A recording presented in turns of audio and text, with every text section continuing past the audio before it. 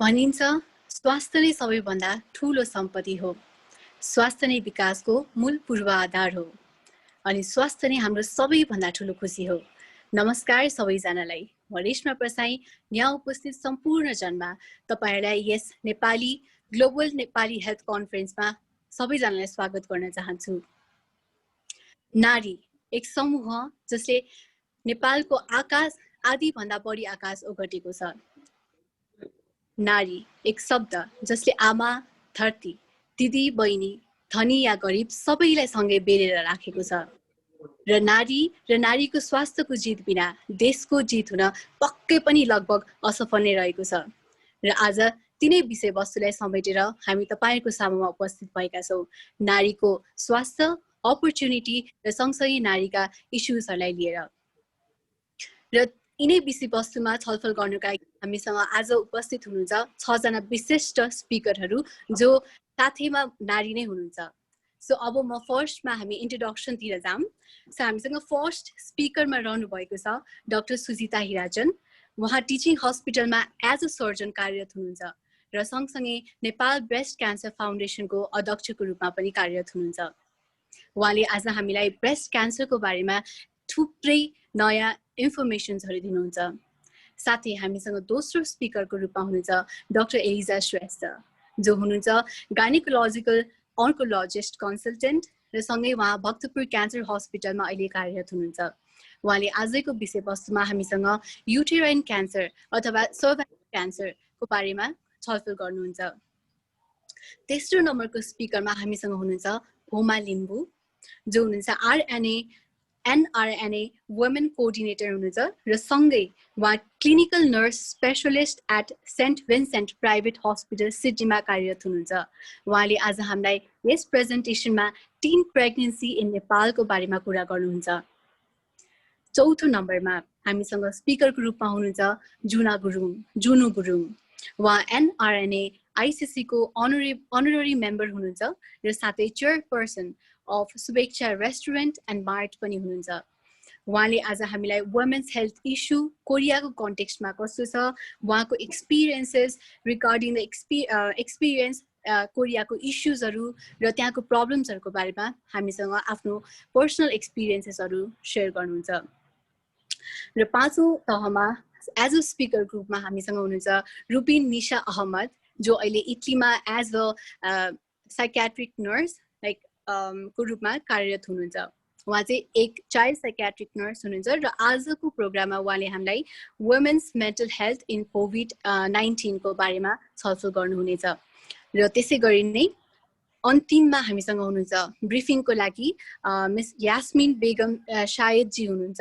उहाँ women's health को chair Saudi अरेबियाको पनि एकदम एक्टिभ मेम्बर हुनुहुन्छ। सो सबैजना स्पिकरहरूलाई मैले आजको प्रोग्राममा स्वागत गर्छु र साथै हामी ढिला नगरिकन अब अगाडिको प्रोग्रामतिर पनि प्रोसिड गर्दै जान्छु। र हाम्रो फर्स्ट स्पिकरको रूपमा म डाक्टर हिराचनलाई आफ्नो प्रेजेन्टेसन दिनलाई हार्दिक अनुरोध गर्छु र साथै अल द बेस्ट पनि भन्न चाहन्छु।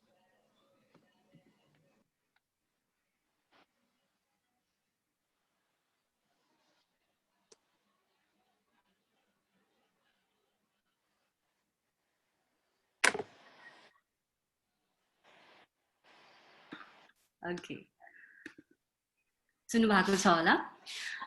नमस्कार सबैजनालाई। आज स्तन क्यान्सर एक जानकारीमूलक कार्यक्रम लिएर चाहिँ उपस्थित भएका छौं र विश्वका विकसित तथा विकासोन्मुख देशहरूमा चाहिँ प्रमुख स्वास्थ्य समस्याको रूपमा चाहिँ स्तन क्यान्सर रहेको छ र विश्व स्वास्थ्य संगठनका अनुसार चाहिँ प्रत्येक वर्ष चाहिँ 15 लाख महिलाहरू चाहिँ स्तन क्यान्सरका नयाँ बिरामीहरू चाहिँ थपिने क्रम छ।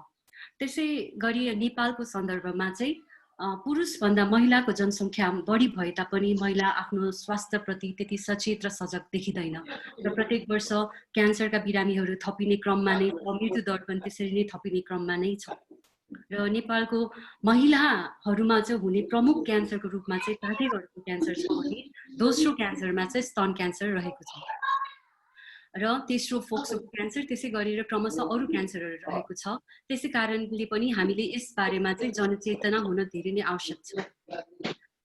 अमेरिकामा चाहिँ प्रत्येक 8 महिलाहरूमा चाहिँ एकजनालाई स्तन क्यान्सर रहने सम्भावना देखिन्छ भने चाइनामा 16 जनामा एकजनालाई, भारतमा 18 जना महिलामा एकजनालाई, र नेपालको चाहिँ कति छ त सम्भावना, कति महिलाहरूलाई चाहिँ हुने सम्भावना छ भन्दा 16 दिन 18 महिलाहरूको बीचमा राख्छन् भने एकजना महिलालाई चाहिँ स्तन क्यान्सर रहने सम्भावना देखिन्छ।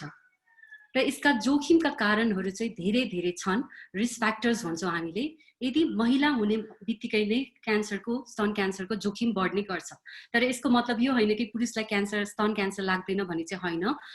पुरुषलाई चाहिँ 1% चाहिँ पुरा स्तन क्यान्सरमा चाहिँ 1% चाहिँ क्यान्सर लाग्ने गर्दछ। र बढ्दो क्रमको उमेर लाइक 40 वर्षभन्दा माथिका महिलाहरूलाई क्यान्सरको जोखिम छ, र स्तनको घनत्व डेन्सिटीमा पनि फरक पर्छ, र प्रजनन इतिहास जस्तै गरेर महिलाहरूको चाहिँ पहिलो मेन्स्ट्रुएसन चाहिँ 12 वर्षभन्दा अगाडि नै भएको थियो, या महिनावारी रोक्ने चाहिँ 50 वर्षभन्दा लामो समयको छ भने बीचको रिप्रोडक्टिभ ग्यापले चाहिँ गर्दाखेरि चाहिँ लङ ड्युरेसन हुने बित्तिकै चाहिँ रिस्कमा पर्ने गर्छ। र पहिलो सन्तान नै 30 वर्षभन्दा माथि चाहिँ जन्माउनु भयो भने पनि रिस्कमा छ। र परिवारमा यदि आमा, फुपू, बजेहरूलाई या दिदीबहिनीलाई कसैलाई क्यान्सर लागेको छ भनेपछि चाहिँ वंशानुगत रूपले पनि यसमा चाहिँ पर्ने गर्छ। र यदि कुनै महिलाले चाहिँ स्तनपान गराउनु भएको छैन आफ्नो शिशुलाई भने, या स्तनपान गराए पनि 6 महिनाभन्दा कम अवधिको गराएका छन् भने, या महिलाहरूले चाहिँ आफ्नो खानपिनमा त्यति ध्यान नदिएर junk food, processed food yeah can foods भन्छौँ, बाहिरका खानाहरू बेसी खाने, र आफ्नो वेटलाई चाहिँ मेन्टेन नगरेर आफ्नो हाइट अनुसारको चाहिँ वेट मेन्टेन नगरिकन मोटापनतिर गएको छ भने, या सिगरेट स्मोकिङ या रक्सी खाने त्यस्तो बानी लागेको छ भने चाहिँ यो जोखिमका कारकहरू छन्। र महिलाहरूले चाहिँ सानो उमेरमा चाहिँ कुनै क्यान्सरको ट्रिटमेन्टको रूपमा चाहिँ रेडिएसन थेरापी पाएको छ भने पनि विकिरणको जोखिमको कारणले गर्दा पनि अझै स्तन क्यान्सरको जोखिम अझै बढ्ने गर्दछ।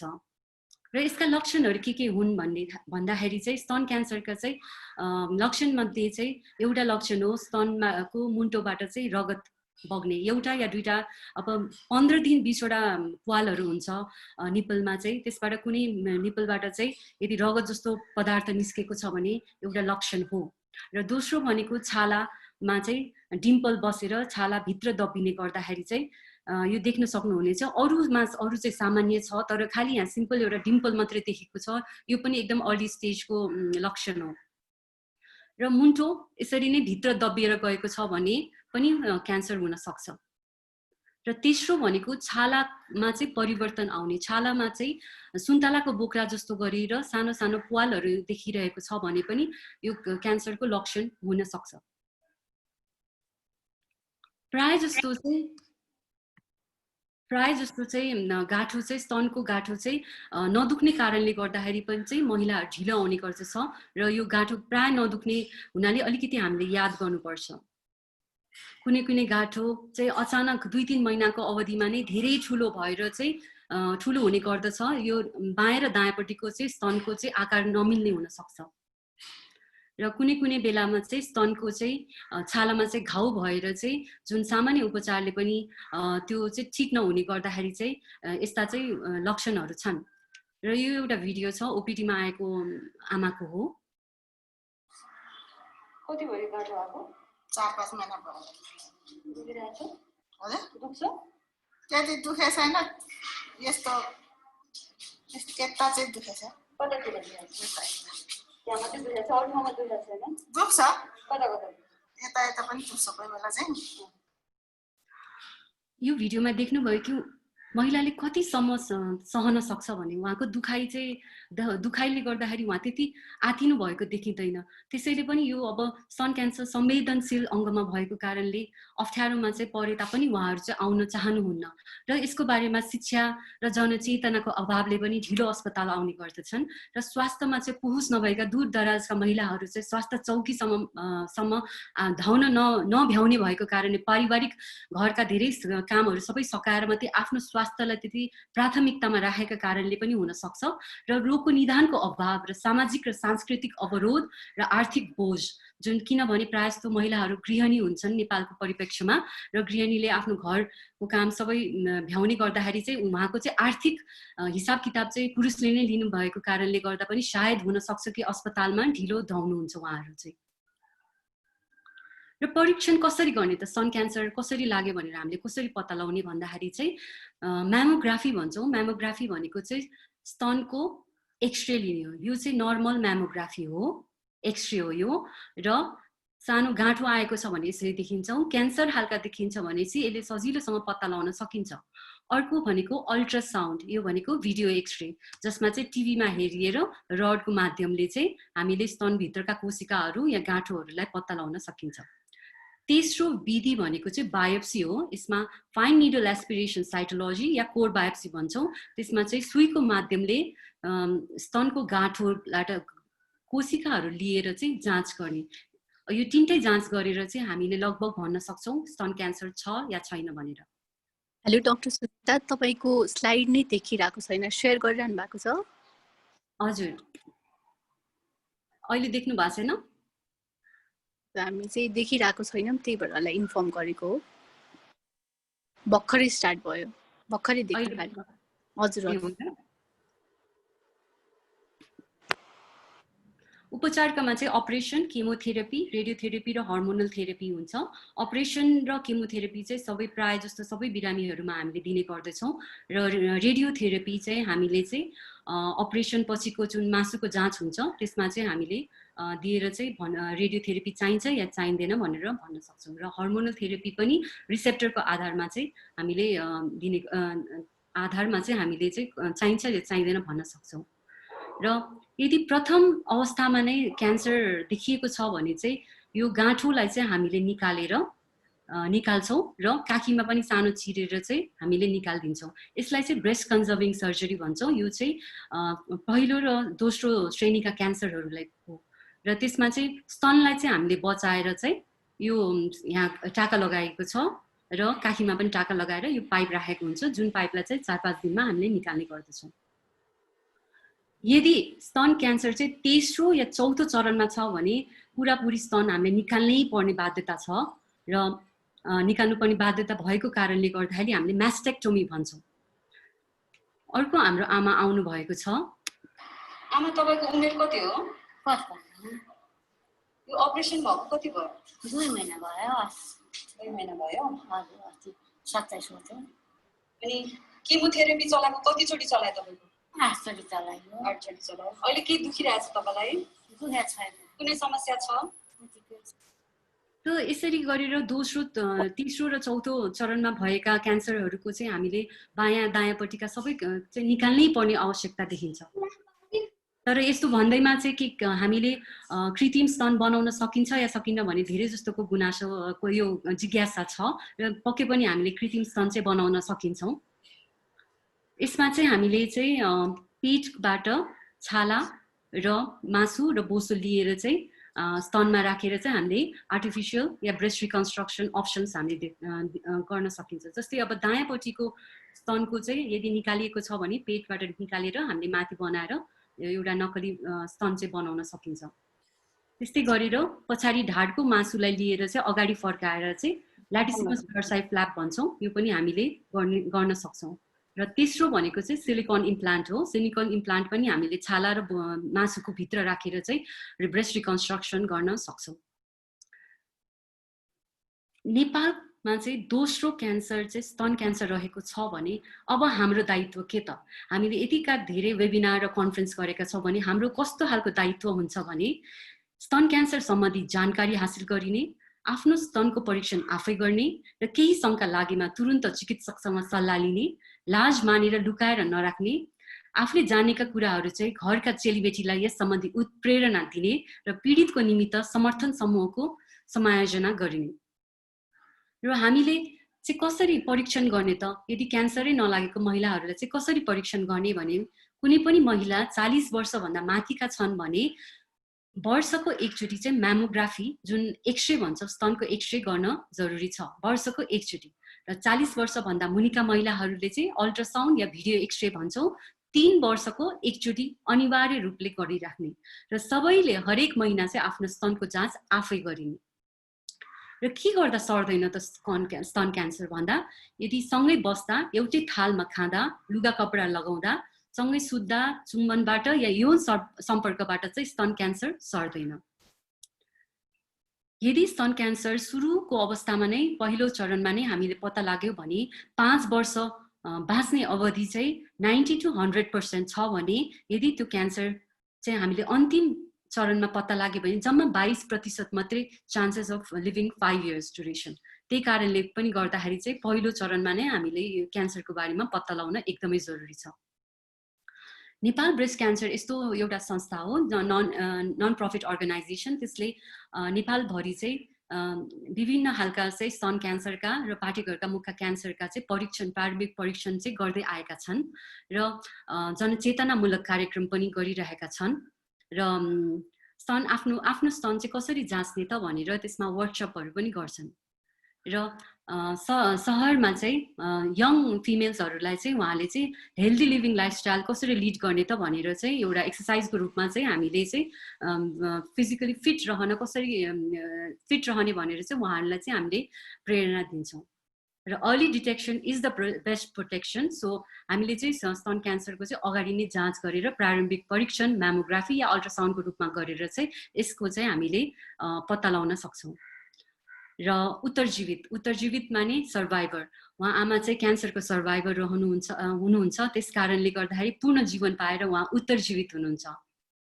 र कुनै पनि हजुरलाई क्वेरिजहरू छ भने, कोही जिज्ञासा छ भने हजुरले यो इमेल एड्रेसमा चाहिँ सम्पर्क गर्न सक्नुहुन्छ या यो कन्फरेन्सको चाहिँ लास्टमा चाहिँ हामी डिस्कसनमा गर्ने नै छौँ। Thank you very much. Thank you doctor Sujita. I hope तपाईहरु सबैजनालाई पनि यो सेसन यतिकै इन्फर्मेटिभ भयो जति मलाई भयो। मैले पनि केही कुराहरू नयाँ सिक्न पाएँ, त्यसको लागि धेरै धेरै धन्यवाद।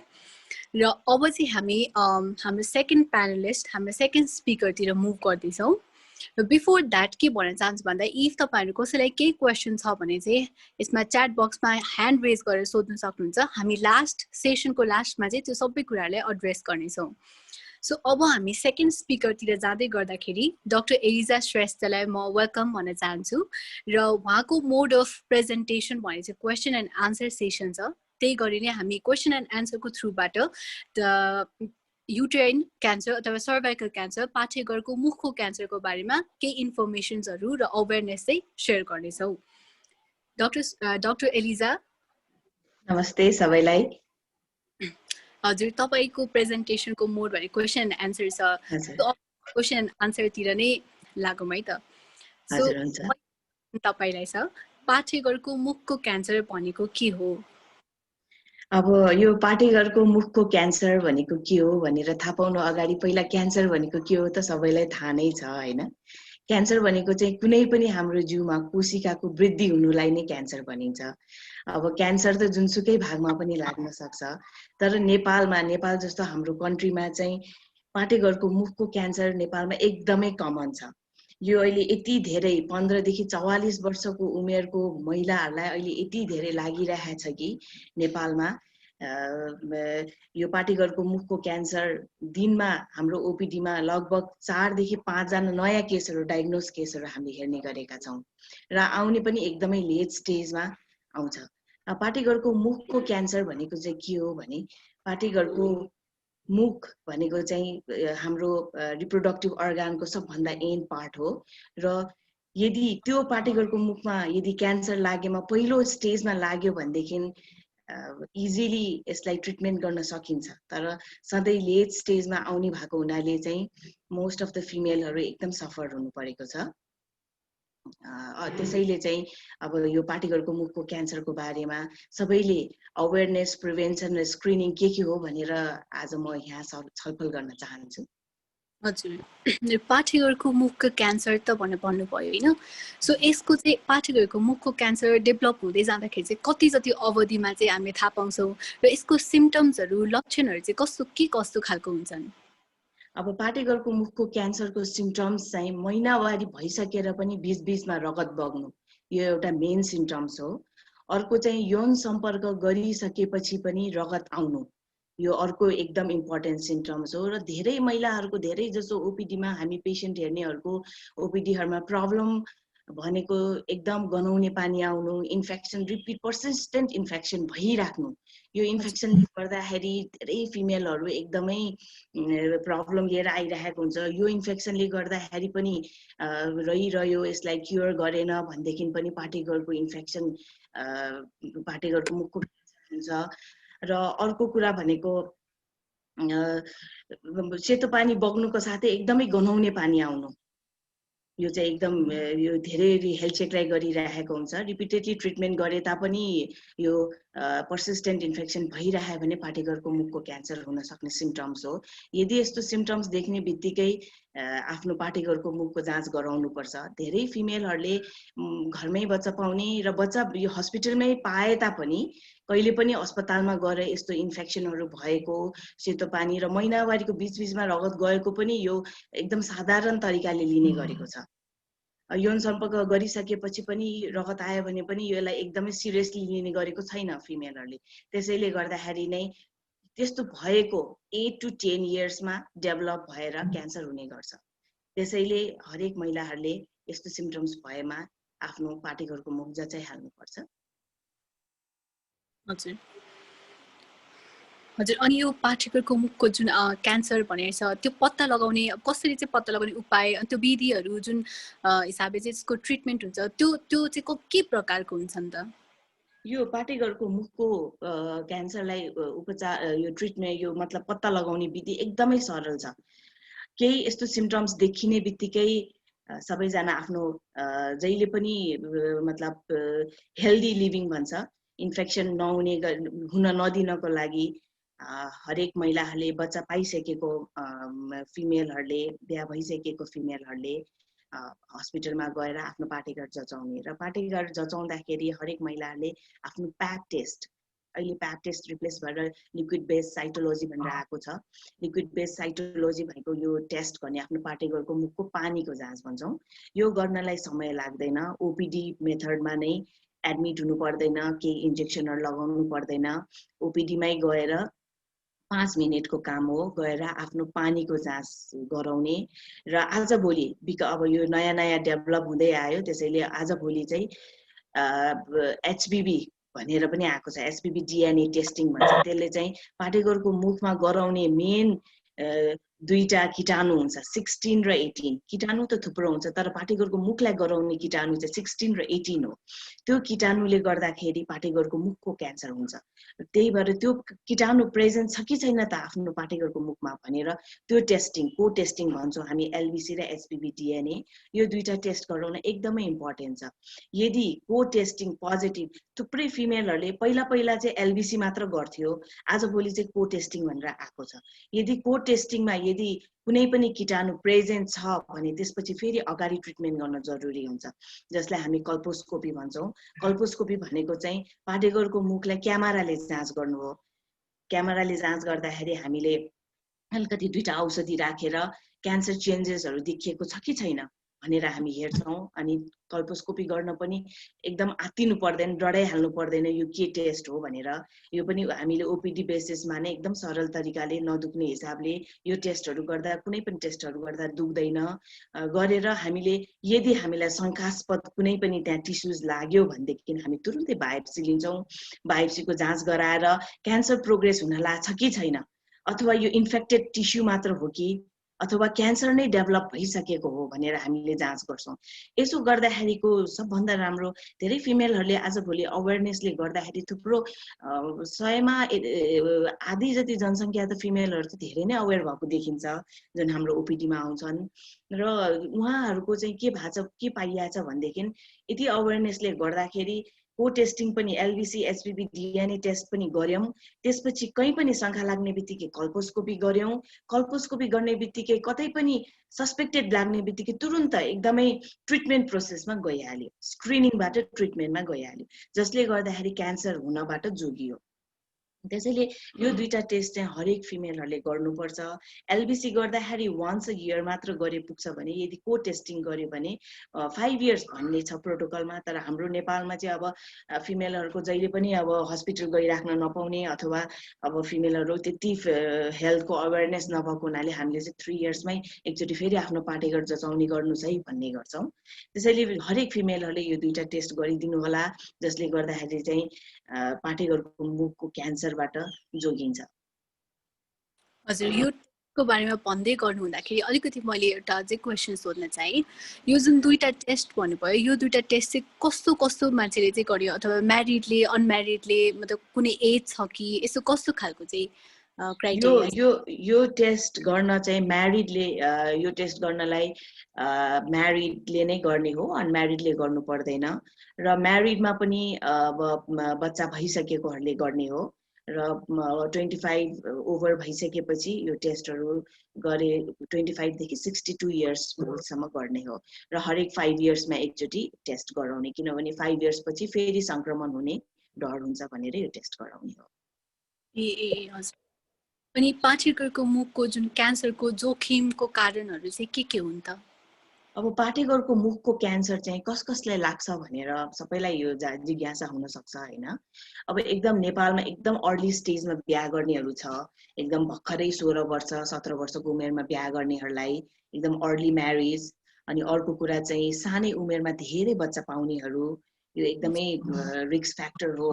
अनि सानै र मल्टिपल सेक्सुअल पार्टनर, एउटा फिमेलले धेरै सेक्सुअल पार्टनरहरू अनि एउटा मेलको पनि धेरै सेक्सुअल पार्टनरहरू भयो भने ह्युमन प्यापिलोमा भएर संक्रमण भएर यो पाटेघरको मुखको क्यान्सर डेभलप हुन्छ।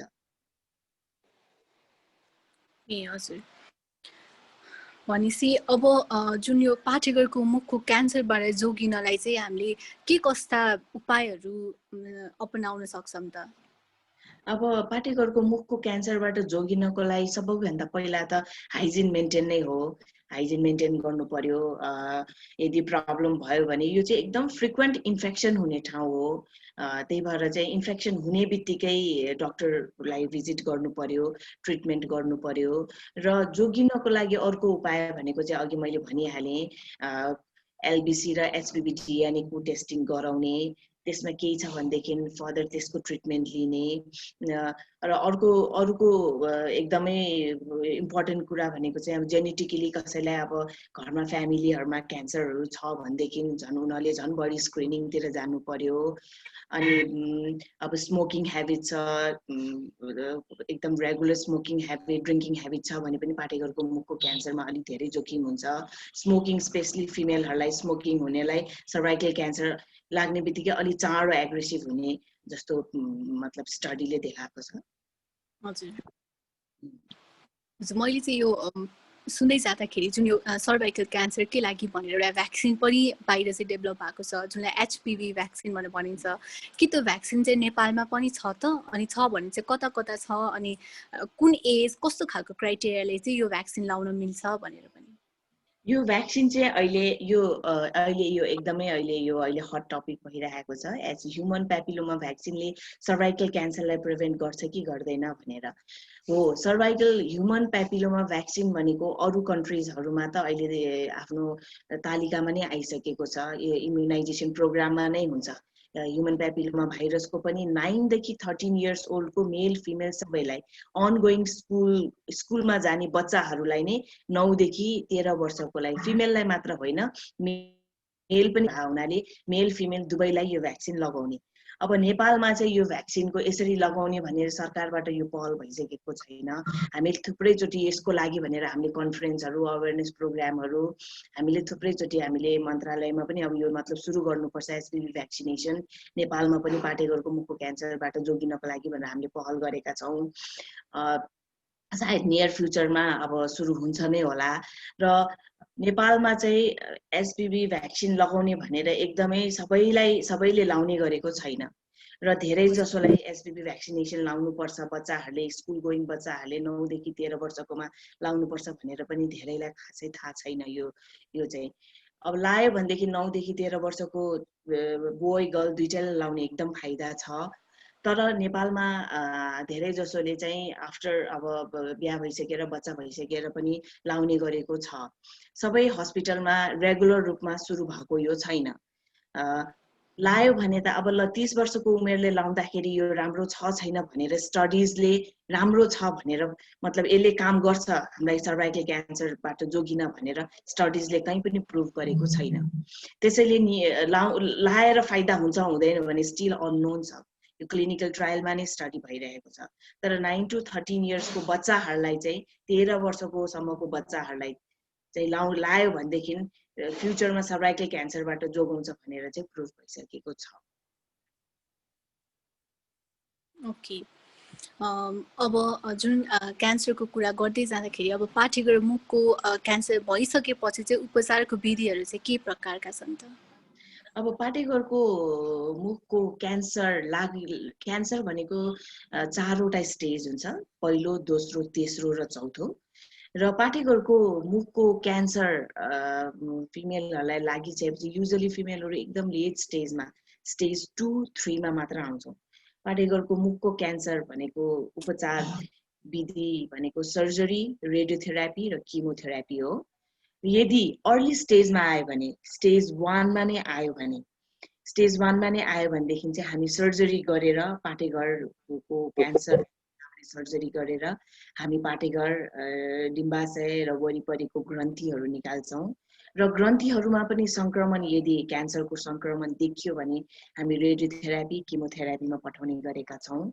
तर अधिकांश नेपालीहरू अझ गाउँमा त नेपाल काठमाडौँमा भन्दा सिटीभित्रको भन्दा गाउँको पेसेन्टहरू त युजुअली आउँदाखेरि स्टेज 3, 4 मा नै आइपुग्ने गरेका छन्। धेरै जसो सर्जरी गर्न नमिल्ने स्टेजमा नै आइसकेका हुन्छन्। अब यदि त्यस्तो स्टेजमा आउँदाखेरि चाहिँ हामीले सर्जरी गर्दैनौँ। त्यस्तोमा सर्जरी गर्यो भने झन् कम्प्लिकेसन हुन्छ, बिरामीलाई झन् गाह्रो हुन्छ। सर्जरी गर्न नपाएको खण्डमा चाहिँ हामीले रेडियोथेरापी अनि ब्राकी भनेको चाहिँ पाठेघरको मुखबाट ट्युमरमा नै हामीले रेज पठाउने ब्राकीथेरापी भन्छौँ। रेडियो अन्कोलोजिस्टहरूले गर्ने गरेका छ त्यो, अनि सँगसँगै कन्करेन्ट किमोथेरापी पनि दिने गरेका छौँ। यो चाहिँ उपचार विधिहरू हो। हजुर, अब हाम्रो टाइम पनि सकिनै सकेको छ र यसमा एकदम लास्टमा सर्टमा ऱ्यापअप गरेर चाहिँ अब नेपालमा चाहिँ क्यान्सरको स्टेटस कस्तो छ भनेर छोटो मिठो गरी भनिदिनु न। हाम्रो टाइम हजुर, जस्तो कि हालमा नेपालमा पाठेघरको मुखको क्यान्सरको स्टेटस कस्तो छ भनेर एकदम छोटो गरी भनिदिनु, हाम्रो टाइम चाहिँ सकिनै सकेको छ। नेपालमा पाठेघरको मुखको क्यान्सरको स्टेटस के छ भनेदेखि नेपालमा एनुअली 2000 केसेसहरू डायग्नोज हुने गरेका छ। त्यसमा 1000 जति चाहिँ सर्भाइकल क्यान्सरले नै गर्दाखेरि डेथ हुने गरेको छ। नेपालमा 10.16 मिलियन फिमेलहरूको पपुलेसनमा 15 वर्षदेखि चाहिँ फिमेलहरूलाई एकदमै रिस्क छ पाठेघरको मुखको क्यान्सर हुने। र 2% वुमनहरू चाहिँ एसपिभी 16 र 18 इन्फेक्टेड हुने रिस्क छ। भनेपछि एसपिभी डिएनए 16 र 18 पनि उत्तिकै इन्फेक्टेड भइरहेको छ। हजुर, हुन्छ। हस्, हाम्रो टाइम पनि सकिएकै कारण हामी जब नेक्स्ट स्पिकरतिर मुभ गर्छौँ। Thank you very much doctor Eliza Shrestha. जुन हाम्रो अहिले पार्टिसिपेन्टबाट क्वेसन सोधिरहनु भएको छ, तपाईँको क्वेसन चाहिँ हामी at the end of the सेसनमा एन्सर गर्नेछौँ है। सो प्लिज त्यति बेरसम्म चाहिँ वेट गरिदिनु होला। सो हामी चाहिँ अहिले थर्ड स्पिकरतिर मुभ हुन गइरहेको छौँ र उहाँ हुनुहुन्छ हामीसँग भोमा लिम्बू हुनुहुन्छ र उहाँको टपिक चाहिँ छ टिन प्रेग्नेन्सी इन नेपाल भनेर। So I welcome you to the presentation ma'am. Thank you, नमस्ते। यो म सुरु गरिहाल्छु है। WHO को डेफिनेसन अनुसार चाहिँ टिन एज या एडोलेसन भनेको चाहिँ it's between age group 10 and 19 र यो चाहिँ एउटा मेच्योरिङ परिपक्वता हुँदै गरेको एडल्टहुडको लागि चाहिँ परिपक्वता हुँदै गरेको, जसमा चाहिँ उहाँहरूको फिजिकली साइकोलोजिकली र सोसियली उहाँहरूको सबै परिवर्तन हुन्छ र यसमा इमोसनली पनि चेन्ज हुन्छ र of course hormonal changes everything changes चाहिँ यो एजभित्र हुन्छ। अर्को चाहिँ अब हाम्रो तपाईँहरूलाई अलिकति टिन पपुलेसन म लान चाहेँ। यो चाहिँ especially in south east Asia त्यो रिजनमा चाहिँ जम्मा हाम्रो 350 मिलियन एडोलेसनमा चाहिँ 22% पपुलेसन चाहिँ सरी आशिष भाइ स्लाइड थ्याङ्क यू। जम्मा यो साउथ इस्ट एसियामा चाहिँ टोटल 350 मिलियन एडोलेसन हुनुहुन्छ भने त्यसको चाहिँ 22% पपुलेसन चाहिँ हाम्रो टिन एज भनौँ र नेपालको कन्टेक्स्टमा चाहिँ जम्मा 24% टोटल पपुलेसन चाहिँ हाम्रो एज बिट्विन 10 and 19 इयर्स। त्यसमा चाहिँ हाम्रो पुरुषहरू 50.1% हुनुहुन्छ भने जसमा महिलाहरू चाहिँ 49.9% हुनुहुन्छ। यो चाहिँ हामीले सेन्सस रिपोर्ट 2011 बाट लिएका हौं। र अब challenges specially being a female tin भनौँ न, यो किनभने पुरुष र महिलामा धेरै भिन्नता छ, त्यसले गर्दाखेरि उहाँहरूको एउटा ल्याक अफ नलेज, अब बडी इमेजेस चेन्जेस हुन्छ, साइकोलोजिकली चेन्जेस, फिजिकली चेन्जेस हुन्छ भनेर उहाँहरूलाई नलेज नहुनु, इन्फर्मेसन नहुनु र सपोर्ट नहुनु। अर्को चाहिँ फ्यामिली मेम्बरबाट उहाँहरूलाई एउटा सपोर्ट र अन्डरस्ट्यान्ड नगर्नु र उहाँहरूको जुन चाहिँ एउटा भुलनरेबल एन्ड मेन्स्ट्रुएसन र सेक्सुअल इन्फेक्सन, यो चाहिँ स्पेसल हाम्रो छात्राहरूमा हुन्छ, जबकि उहाँहरूले चाहिँ इमर्जेन्सी सिचुएसनमा के गर्ने, मेन्स्ट्रुएसन भनेको के हो, यसलाई कसरी ह्यान्डल गर्ने र यसबाट इन्फेक्सन हुनसक्छ, आफू कसरी स्वस्थ रहने भन्ने अलिकति इन्फर्मेसन उहाँहरूले चाहिँ एजुकेसनहरू पाउनुहुन्न। अरू देशहरूमा भन्यो भने चाहिँ अरू स्कुल लेभलबाट नै उहाँहरूलाई एजुकेट गराउने सेक्सको बारेमा, प्युबर्टीको बारेमा र यो बेला हर्मोनल चेन्जेस, मुड स्विङ हुन्छ र यसले डिप्रेसन पनि लिड हुनसक्छ है भनेर चाहिँ यो क्लासहरूमै नै सिकाउने गरिन्छ। र यो चाहिँ एउटा कम्युनिटी र फ्यामिली प्रेसर, स्पेसली हाम्रो यो एसिया र नेपालभित्रै पनि, जसमा चाहिँ अलिकति सानै उमेरमा बिहे गर्नुपर्ने, छिटै आमा बन्नुपर्ने, बाबा आमालाई छिटै नाति नातिनी हेर्नुपर्ने, यो एउटा प्रेसर छ। र उहाँहरूले चाहिँ यो उमेरमा आफूलाई बुलिङ भएको, आफूलाई फियर, एङ्जाइटी, रिलेसनसिप ब्रेकअपहरू हुने, आफूलाई एकदम डाउट गर्ने र एकदम सेल्फ लो स्टिम हुने उहाँहरूलाई हुँदछ। र हाम्रो चाहिँ ल्याक अफ एजुकेसन, एकदम रिसोर्सेसहरू पनि छैन, उहाँहरूलाई करियर अपर्च्युनिटिज एडभाइसहरू गर्ने कुनै पनि अलिकति माध्यम त्यति नभएको कारणले गर्दा एउटा समस्या त्यो छ। अर्को चाहिँ यो प्याट्रियार्कल माइन्डसेट भनौँ न, हाम्रो स्पेसली यो साउथ इस्ट एसियन कन्ट्रीतिर चाहिँ हाम्रो यो हुन्छ, किनकि पुरुष प्रधान देश, पुरुषले नै लिडरसिप गर्नुपर्ने, पुरुषले नै भनेको हुनुपर्ने भन्ने एउटा सोचाइ छ। Next slide please.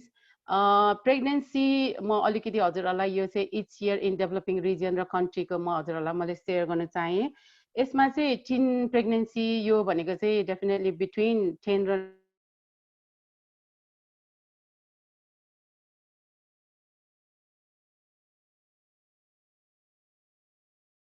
बन्नुहुन्छ भने 777,000 गर्ल्स अन्डर 15 इयर्स चाहिँ दे गिभ बर्थ है। यसमा चाहिँ 10 मिलियन चाहिँ एकदम अनइन्टेन्डेड प्रेग्नेन्सी, त्यो चाहिँ फोर्सफुली प्रेग्नेन्सी, उहाँहरूको एज चाहिँ बिट्विन 15 to 19 इयर्स। यो समस्या भनेको नेपालमा मात्रै पनि होइन र एसियाको मात्रै पनि होइन, यो समस्या भनेको एउटा ग्लोबल समस्या हो र तपाईँको हाईदेखि मिडल लेभल, मिडलदेखि लो इन्कम कन्ट्रिजतिर पनि ठुलो समस्या हो र यो चाहिँ एउटा मार्जिनलाइज कम्युनिटिजभित्र चाहिँ अलिकति बढी छ र यसमा चाहिँ त्यो ल्याक अफ एजुकेसन, प्रपर्टीको कारणहरूले गर्दा र इम्प्लोइमेन्ट अपर्च्युनिटीहरू नभएको कारणले गर्दा चाहिँ हाई रेट भएको हो। Next one please.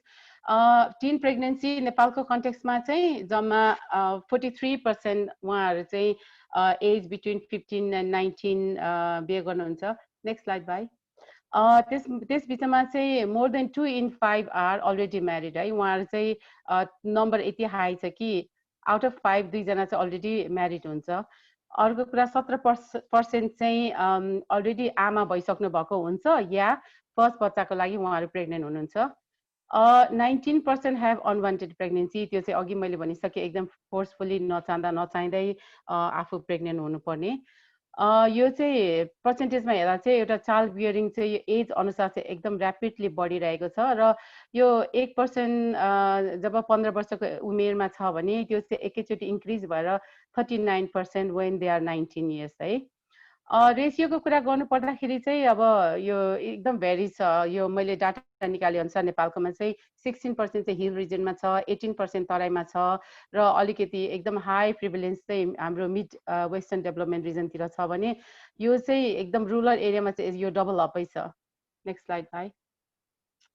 अब यसको फ्याक्टर्सहरू के हो त लिडिङ ट्विन प्रेग्नेन्सी हुनुमा के हो त भन्दाखेरि चाहिँ lack of information, knowledge, sexual and reproductive health, उहाँहरूलाई एजुकेसन नदिनु, इन्फर्मेसन नदिनु, आफू अवेर नहुनु, अनि उहाँहरूलाई एकदम एक्सेसहरू सर्भिस एक्सेसहरू पनि छैन जसमा चाहिँ तपाईँको कन्ट्रासेप्टिभहरू पनि पर्दछ र उहाँहरूलाई बुकलेटहरू प्रोभाइड हुँदैन। अगाडि यो टिन एजको बेलामा एजुकेसन दिन्न। अर्को marital pressure, again family, society, कम्युनिटीबाट पनि प्रेसर आउने हुन्छ र सेक्सुअल भाइलेन्स एकदम बढिरहेछ अहिले हामीलाई थाहा छ नेपालको कन्टेक्समा। एब्युज बाई फ्यामिली, रातादिन एब्युज बाई टिचर भनेर हामीले कति देखिरहेका छौँ।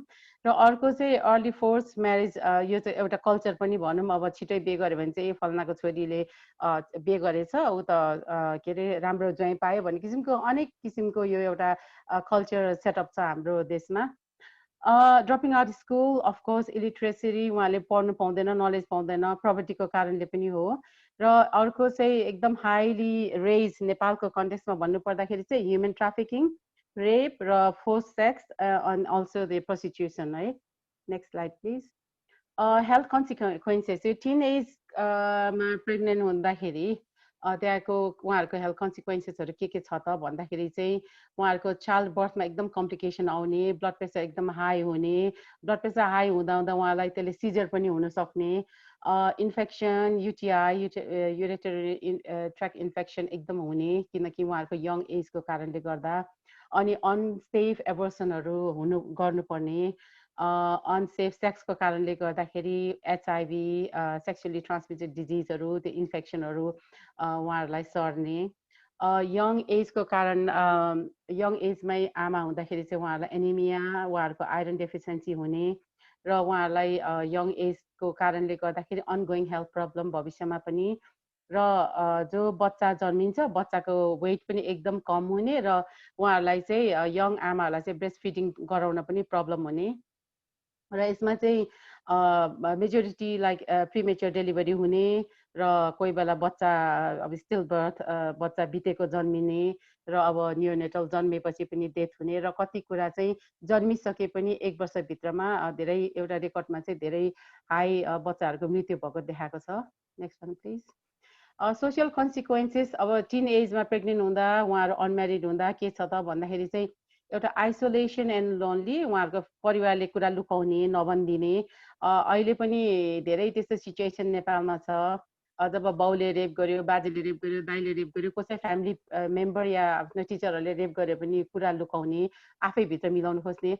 अस्ति एउटा भर्खर न्युज मैले हेरेको थिएँ, 16 वर्षको एकजना उहाँले चाहिँ आत्महत्या गर्नुभएछ किनकि उहाँलाई चाहिँ त्यही गाउँको 3 जना मिलेर रेप गर्नुभएको, तर उहाँले कुरा उठाउँदाखेरि चाहिँ त्यहाँकै समाजले चाहिँ मिलेर 70,000मा मिलाउने भनेर उहाँले जस्टिस पाएन भनेर आत्महत्या गर्नुभएको अब न्युजहरू पनि धेरै आइरहेछ होइन।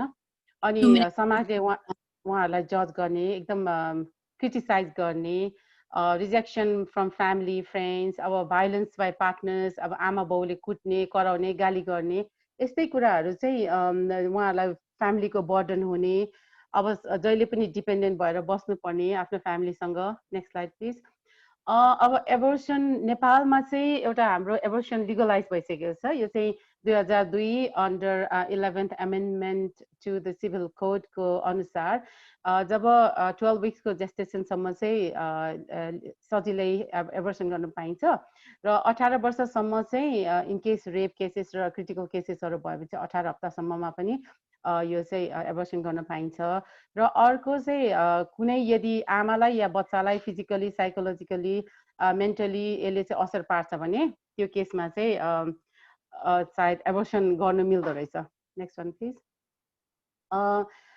estimated 5.6 million abortion each year है यो चाहिँ between age 15 देखि 19 वर्षसम्मको चाहिँ यति धेरै abortion हुँदो रहेछ globally त्यसमा चाहिँ 3.5 million of unsafe contributing maternal mortality सबैले गर्दा त्यो abortion हुन्छ estimated 323,000 abortion were performed in Nepal in 2014 भनेपछि यति हाई रेट रहेछ कि I was shocked to get all this data तर यसमा चाहिँ तपाईको 42 जना पर 1000 महिलामा चाहिँ 42 जना तर यसमा चाहिँ एज अलिकति बढी छ 15 to 49 ले चाहिँ एबर्सन गर्नु भएको रहेछ नेक्स्ट वन प्लिज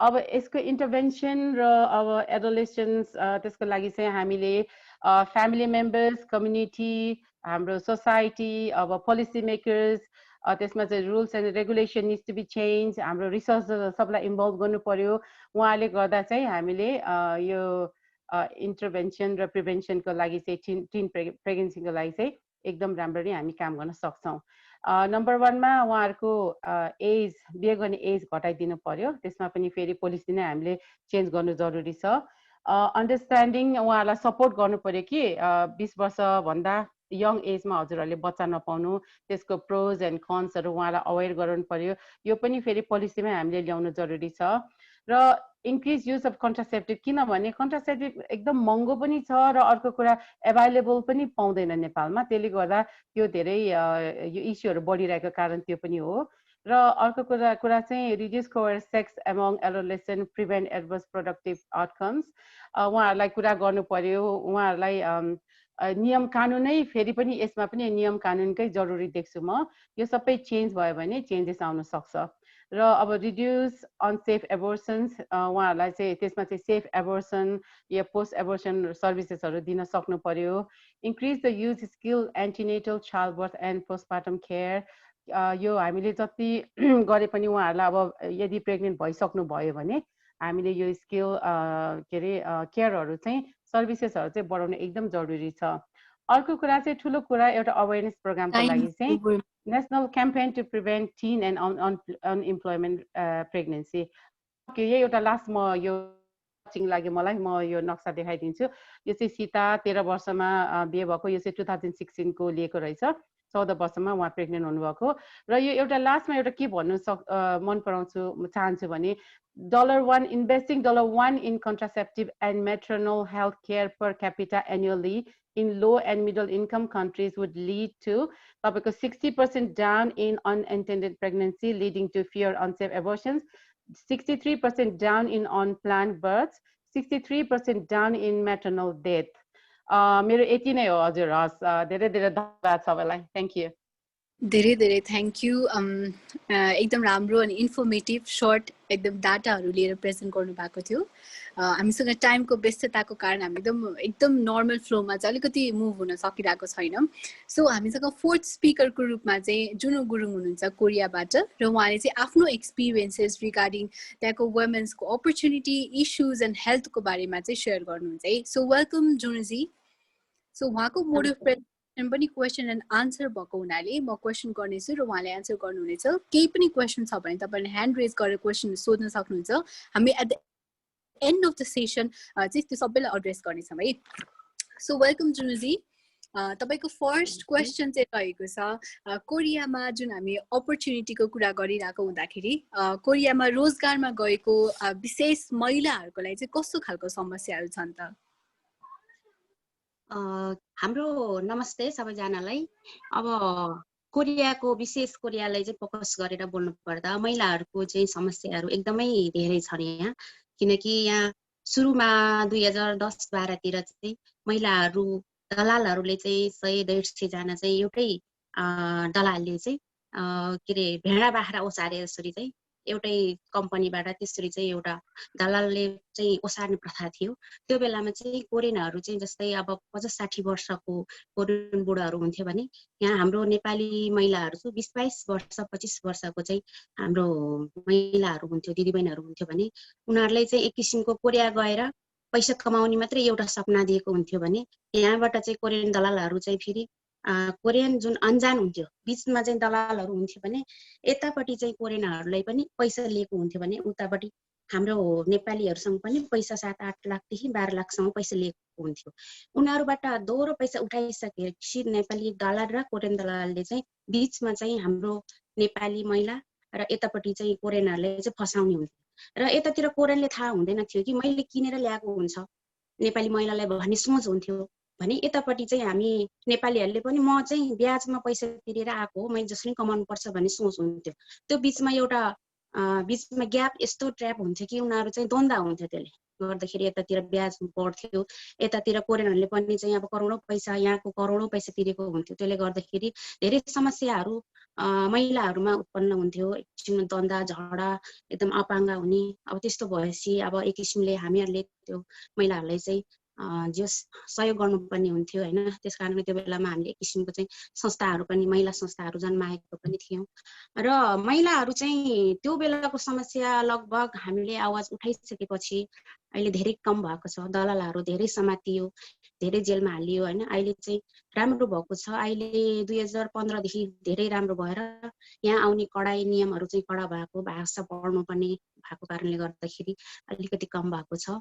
र अर्को चाहिँ यहाँ आउने कामदारमा आउने महिलाहरूको समस्या कस्तो छ भने 80% महिलाहरू चाहिँ कृषिमा आउने गर्छन् है।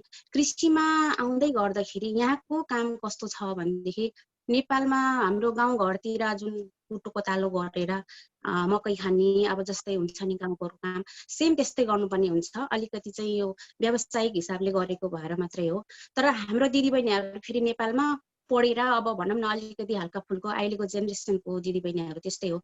त्यसले गर्दाखेरि काममा एकदम बढी प्रेसरहरू हुने र काम गर्न नसक्ने, यहाँको 20-22 वर्षको जस्तै अब मान्छेहरूसँग चाहिँ कम्पिटिसन गरेर काम गर्नुपर्ने, त्यसले गर्दाखेरि धेरैको ढाड दुख्ने अनि डिप्रेसन हुने, अब काम छोडेर जाम भने अब नेपाल जानुपर्ने त्यस्तो समस्याहरू धेरै हुन्थ्यो। त्यसले गर्दाखेरि उनीहरू चाहिँ भागेर आउने, अब त्यस्तो भागेर अब जस हाम्रो पासमा आउने अथवा चर्चमा जाने, कुनै एउटा संस्थामा जाने त्यस्तो गर्थ्यो। त्यसले गर्दा महिलाहरूको समस्या त्यो अझै अहिले पनि जगरान छ भनौँ न, त्यो चाहिँ भइराखेकै छ होइन, यथावत नै छ। र एउटा चाहिँ फिसिङ भन्ने एउटा थियो, त्यसमा पनि त्यस्तै समस्याहरू रात दिनै अब समुद्रमा चाहिँ जस्तै अब माछा मार्नुपर्ने होइन। अब उनीहरूले जमिन देखेकै हुन्थेन है, राति पनि 24 घण्टा समुद्रमै सुत्ने, समुद्रमै काम गर्नुपर्ने हुन्थ्यो। तिनीहरूलाई पनि एकदमै डिप्रेसन हुन्थ्यो होइन। अब राति औँलाहरू सुन्नेर यत्रो यत्रो भइसकेको हुन्थ्यो। तर उनीहरू पनि धेरै 80% चाहिँ भागेर आउने हुन्थ्यो। त्यसले गर्दाखेरि एकदमै गाह्रो भएर अहिले चाहिँ त्यो फिसिङ पनि अहिले सरकारले चाहिँ अब त्यसले बन्द गरेको छ। कृषि भने अहिले पनि महिलाहरू धेरै नै छन् कोरियामा।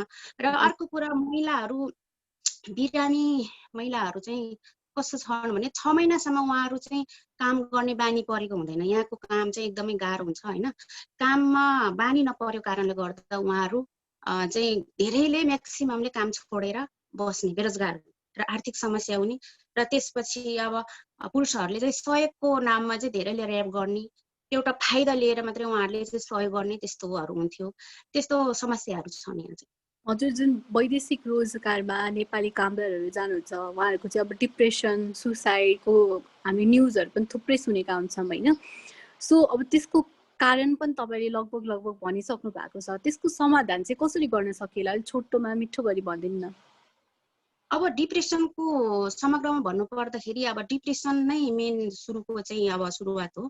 किनकि हामी नेपालीहरू एउटा सपना बोकेर यहाँ आएको हुन्छन् होइन। यहाँको त्यहाँ बोकेको सपना र यहाँ मिल्दैन। अब काम गराए धेरै गाह्रो हुन्छ। अब साथीभाइहरूले पनि टचर दिएको हुन्छ। कतिपय चाहिँ भाषा, ल्याङ्ग्वेज, संस्कृतिहरू नै मिल्दैन र कोरियनहरूको सोच र हाम्रो सोच मिल्दैन। विभिन्न कारणले गर्दाखेरि बढी महत्त्वकाङ्क्षी हुने, पारिवारिक जस्तै अब होमसिक हुने, विभिन्न कारणले डिप्रेसन हुन्छ र डिप्रेसनलाई नै अब त्यो नै जस बढ्दै गएपछि अब त्यसलाई सुसाइडको रूपमा चाहिँ लास्टमा चाहिँ उनीहरू सुसाइड गर्छन् होइन। अहिलेसम्म अब 195 जनाले हाम्रो कोरियामा सुसाइड गरिसकेको छन् भने महिला 1 जनाले मात्रै सुसाइड गरेको छ होइन। त्यो पनि इन्डस्ट्रियल अब दुर्घटनै भन्नुपर्छ त्यसलाई।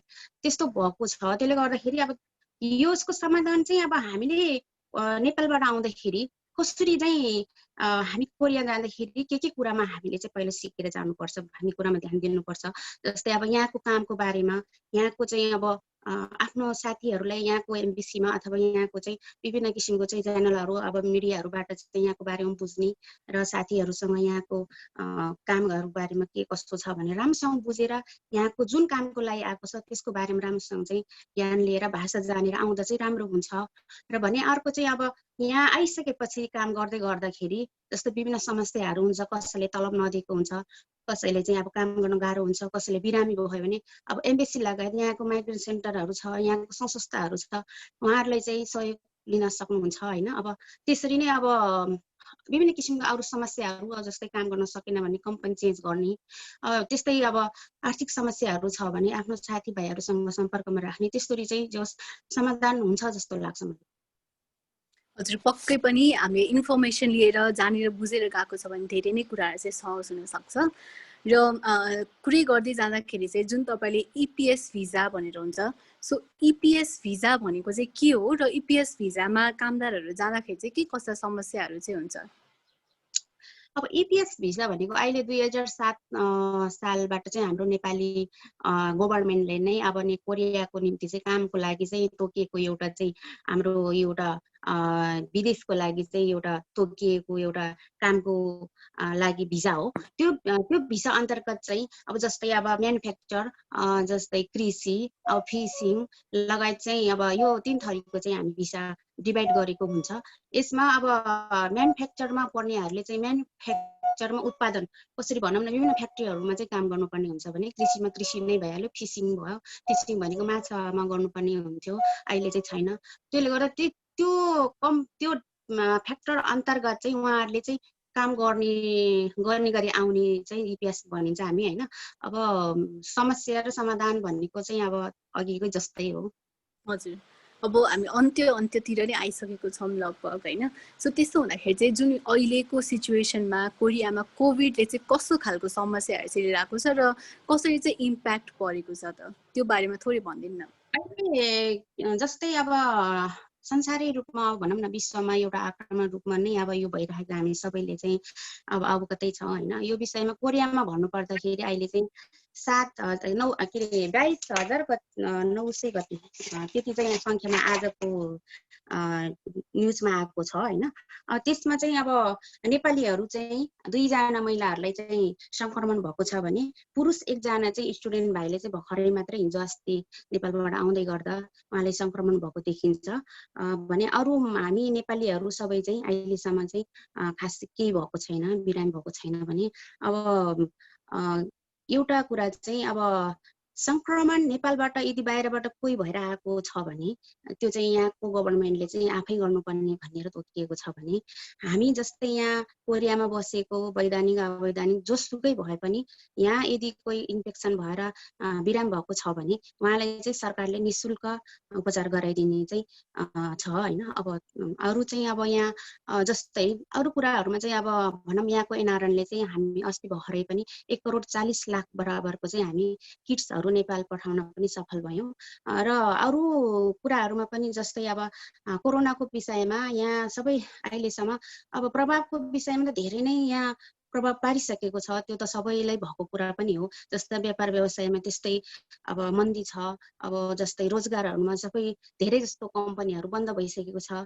अब नेपाली दाजुभाइहरू बेरोजगार बढेर उहाँहरूको चाहिँ अब बस्ने खानेको व्यवस्था पनि राम्रो भएको छैन। अब सबै कुरा उहाँहरूले चाहिँ बस्ने ठाउँ अब पैसा प्राय जसो उहाँहरूले चाहिँ तलब थापेको 90% चाहिँ नेपाल पठाइसकेको हुन्छ।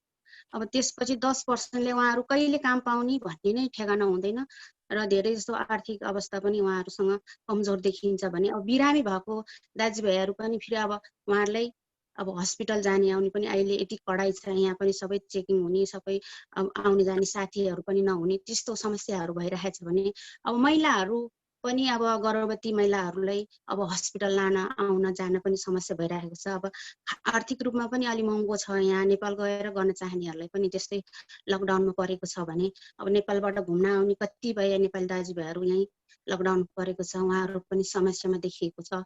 स्टुडेन्ट भाइ बहिनीहरू अहिले सबै पढ्न आउँदाखेरि अब उहाँहरू अब काम गरेर फिस दिनुपर्ने हुन्छ, उहाँहरू पनि अब बेरोजगार भएर आर्थिक समस्यामा देखिएको छ।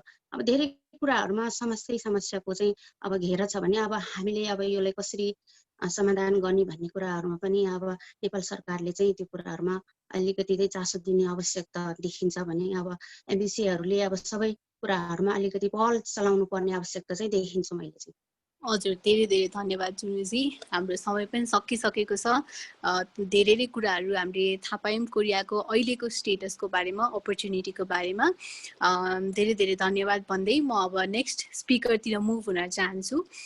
त्यसै गरी हाम्रो 5औं स्पिकरलाई निमन्त्रणा गर्न चाहन्छु। उहाँको नाम चाहिँ रुबिन निशा अहमद र उहाँले चाहिँ अहिलेको वुमेन मेन्टल हेल्थ इन कोभिडको बारेमा चाहिँ केही कुराहरू छलफल गर्न जाँदै हुन्छ। सो रुबिनजी मैले तपाईलाई स्पिकर ह्यान्ड ओभर गरेँ है त।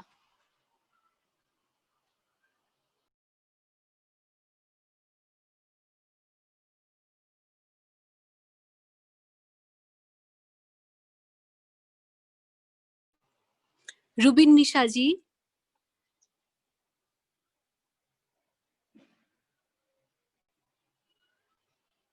Hello,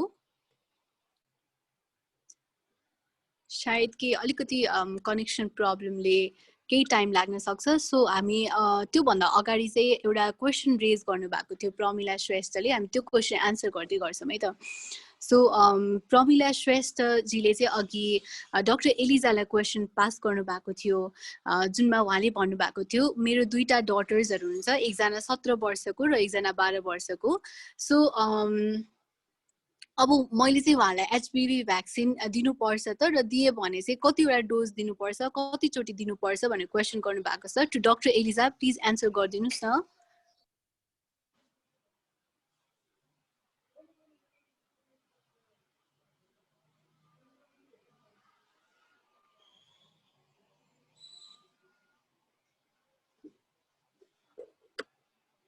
hello doctor Eliza. Hello हजुर हजुर, यो क्वेशन्स हजुर यस म्याम। हजुर मैले उहाँलाई क्वेशन्स एउटा प्रमिला श्रेष्ठजीले एउटा क्वेसन सोध्नु भएको थियो। I have 2 daughters 17 years and 12 years. मैले उहाँहरूलाई भ्याक्सिन दिनुपर्छ त अब एचपिभीको, इफ दियो भने कतिवटा डोज हुन्छ भनेर क्वेसन गर्नुभएको छ। कति एज भन्नुभयो? एउटा 17 इयर्स अनि वान आई गेस 12 इयर्सको। अहिले लिनु भएको छैन, अब उहाँले डोज लिनको लागि कति डोज लिनुपर्छ भन्नुभएको होइन? हजुर, मैले दुवैजनालाई दिनुपर्छ कि पर्दैन भनेर सोध्नु भएको छ, नम्बर अफ डोज पनि। यसमा चाहिँ कस्तो छ भनेदेखि 14 वर्षसम्म चाहिँ 2टा डोज हो, 14 वर्षभन्दा माथि भयो भनेदेखि चाहिँ 3टा डोज हो, र यदि 6 महिनादेखि 12 महिना 1 वर्षको भित्रमा लियो भनेदेखि 2टा डोज, त्योभन्दा उता गयो भनेदेखि 3टा डोज दिनुपर्छ, अप्पर आर्ममा दिनुपर्छ। र बेस्ट एज भनेको चाहिँ खासमा 13 to 14 इयर्स भन्ने गरेको छ, तर अब यदि अब त्यो एजमा दिन पाएन भने पनि पछि पनि दिन मिल्छ। हजुर हस्, थ्याङ्क यू। अरू केही क्वेसन छ भने ह्यान्ड रेज गरेर सोध्न सक्नुहुन्छ, हामी छिट्टै एड्रेस गर्छौँ है। सो हाम्रो 5th, thank you doctor Eliza. हाम्रो 5th स्पिकरको रूपमा हुनुहुन्थ्यो रुबिनजी। सो तपाईँ अभाइलेबल हुनुहुन्छ अहिले?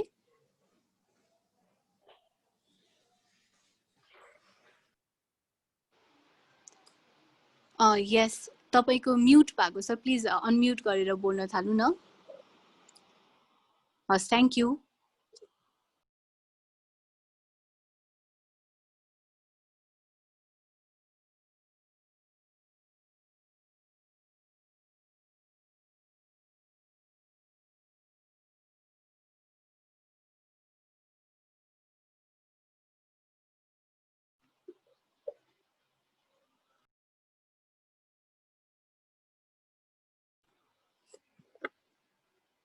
हेलो, तपाईँको आवाज आइरहेको छैन।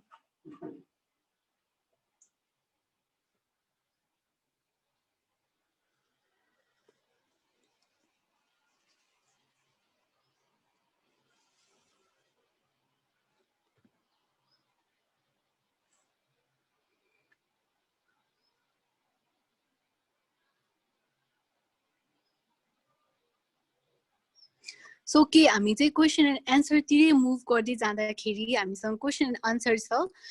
फर्स्टको क्वेसन जुन कि डाक्टर अरुण शाहीले सोध्नु भएको छ डाक्टर सुजिताको लागि। सो ब्रेस्ट सेल्फ एक्जामिनेसन कतिको एडभोकेट गर्नुहुन्छ तपाईले पेशेन्टलाई र कुन उमेरबाट चाहिँ बीएससी गर्न स्टार्ट गर्नुपर्छ भनेर छ क्वेशन। थ्याङ्क यू डक्टर क्वेसनको लागि। ब्रेस्ट सेल्फ एक्जामिनेसन भन्नाले चाहिँ आफ्नो स्तनको परीक्षण चाहिँ आफै गर्ने हो र यो विधि चाहिँ महिनाको एकचोटि प्रत्येक महिलाले गर्नुपर्छ हैन। ओपीडीमा आएका प्रत्येक महिलाहरूले चाहिँ मैले एज अ ब्रेस्ट सर्जन चाहिँ मैले सबैलाई चाहिँ गर्नु नै भन्छु हैन। स्पेशली चाहिँ 20 वर्ष माथिका महिलाहरूलाई, सानो बच्चाहरूलाई चाहिँ टिनेजर्सहरूलाई पनि म भन्दिनँ बिकज त्यति परिपक्व भएको हुँदैन। त्यही कारणले 20 वर्ष माथिका महिलाहरूलाई चाहिँ हामीले चाहिँ सेल्फ ब्रेस्ट एक्जामिनेसन महिनाको एकचोटि गर्नुको लागि चाहिँ हामीले जोड गर्छौँ हैन। त्यसमा चाहिँ यदि महिनावारी भइरहेको छ भने चाहिँ महिनावारी रोकेको 3 दिन पछि चाहिँ स्तनको चाहिँ जाँच गर्नु जरुरी छ। सुत्ने बेलामा या नुहाउने बेलामा या ऐना अगाडि चाहिँ उभिएर हात माथि राखेर कम्मरमा राखेर चाहिँ एउटा विधि छ, त्यसमा चाहिँ त्यो विधिमा बसेर चाहिँ हामीले चाहिँ आफ्नो स्तनको चाहिँ परीक्षण गर्नुपर्छ। हजुर, थ्याङ्क यू डाक्टर सुसिता। र अब चाहिँ हामी आई गेस स्पिकर रुबीजीको केही प्रब्लम भएको जस्तो लाग्छ। सो अब चाहिँ हामी अहिलेसम्मको प्रोग्रामको ब्रिफिङको लागि चाहिँ म यास्मिनजीलाई बोलाउन चाहन्छु र त्यो पछि हामी फेरि रुबीजीको कन्टिन्यू गर्नेछौँ। यास्मिनजी, मैले स्पिकर तपाईँलाई ह्यान्ड ओभर गरेँ है त। तर सानो पर्दा यो लिएर त या सरी। नमस्ते, म यास्मिन बेगम साउदी अरबबाट र हाम्रो ग्लोबल हेल्थ कमिटीको को-चेयर र आजको हाम्रो यो एकदम special topic woman health issues and अपर्च्युनिटिजलाई जुन लिएर हाम्रो विशिष्ट डक्टरहरू यहाँ आउनुभएको छ, तपाईँ सम्पूर्णलाई बधाई दिन चाहन्छु। र आजको कार्यक्रम अन्तर्गत हाम्रो बहिनी रेशमा प्रसाईज्यू, हजुरलाई विशेष आभार प्रकट गर्न चाहन्छु। हजुरले एकदम समय अवधिलाई ख्याल गर्दै एकदम इफेक्टिभ वेमा एकदम हरेक प्रकारको हाम्रो problem with solution with question एन्सरलाई यसरी समय मिलाउनु भएको छ। तपाईँको लागि धेरै धेरै धन्यवाद दिन चाहे। र म सर्वप्रथम आउन चाहन्छु हाम्रो फर्स्ट क्वेसन, हाम्रो फर्स्ट टपिकमा हामीले स्टार्ट गरेका थियौँ डाक्टर सुजिता हिराचन्दज्यूको कुराबाट, जो आफैमा वरिष्ठ स्तन क्यान्सर सर्जन पनि हुनुहुन्छ। उहाँले हालसम्म उहाँको अनुभव अनुसार कति सङ्ख्यामा हाम्रो भनौँ या विश्वमा नै स्तन क्यान्सरबाट कति व्यक्तिहरू प्रभावित हुनुहुन्छ भन्ने कुराहरू आफ्नो डाटा वाइज हामीलाई स्लाइड सो प्रेजेन्ट गरेर पनि देखाउनु भयो। जसमध्ये अधिकांश रूपमा देखिने महिलामा देखिने समस्या अन्तर्गतका क्यान्सरका विषयमा कुरा गर्नुपर्दा प्रमुख रूपमा पाठीघरको क्यान्सर, स्तन क्यान्सर, फोक्सो क्यान्सर लगायतका कुराहरू हामीले सुन्यौँ। जसमा विशेष गरेर केही मात्रामा थोरै प्रतिशत हामीलाई हाम्रो पुरुष दाजुभाइहरूलाई पनि क्यान्सर हुने सम्भावना भए तापनि अधिकतम सम्भावना हाम्रो महिला दिदीबहिनीहरूलाई हुने गर्दछ। जसको कारण हामी विशेष गरी 40+ एजको महिलाहरूमा अधिकांश यो समस्याहरू देखिने कुराहरू उहाँले राख्नुभयो। हामी यो विषयमा हामी महिलाहरू पनि एकदम सचेत हुन आवश्यक छ।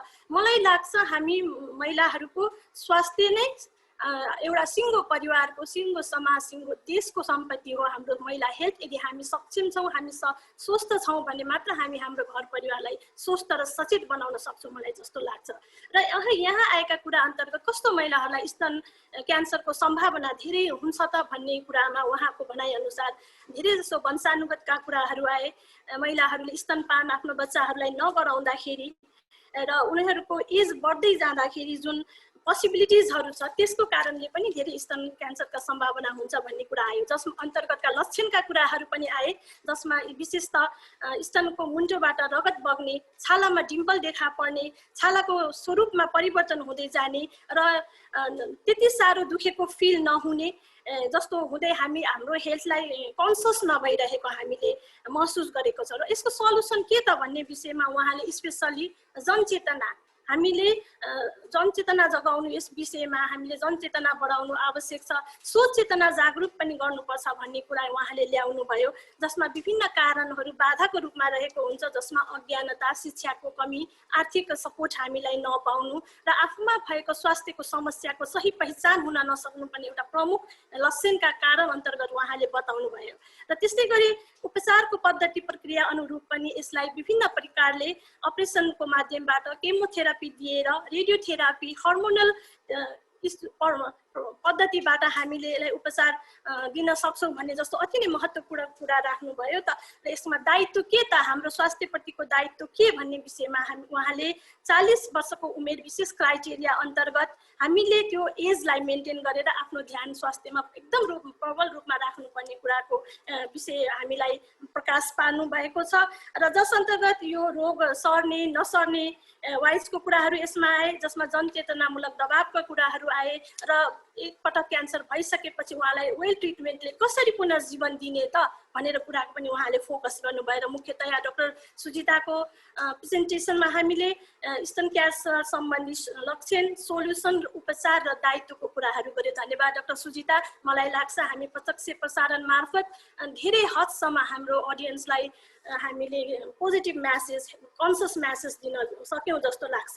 र यस्तै गरी हाम्रो नेक्स्ट स्पिकर हाम्रो डाक्टर एलिजा श्रेष्ठ हुनुहुन्थ्यो, वरिष्ठ हाम्रो गाइनोकोलोजिस्ट। उहाँले पनि विशेष त महिलाको स्वास्थ्यमा देखा पर्ने प्रब्लम अन्तर्गत पाठेघरको मुखमा देखिने क्यान्सरको विषयमा प्रकाश पार्नु भएको छ, जस अन्तर्गत जुन हरेक दिन 4 to 5 न्यू केस डेली बेसिसमा उहाँको हस्पिटलमा भनौँ आउने गर्छ भन्ने कुराको यहाँ हामीलाई जोड दिनुभयो, जस अन्तर्गत स्टेज वाइज ट्रिटमेन्टका कुराहरू पनि यहाँ ल्याइयो, जसमा हरेक कुरा मैले सुन्दै जाँदा स्पेसल्ली यहाँ हामीले बुझ्नुपर्ने कुरा भनेको अवेरनेसकै कुराहरू आएको छ, जस अन्तर्गत उहाँ मार्फत पनि सिम्टम्सका कुराहरू आए।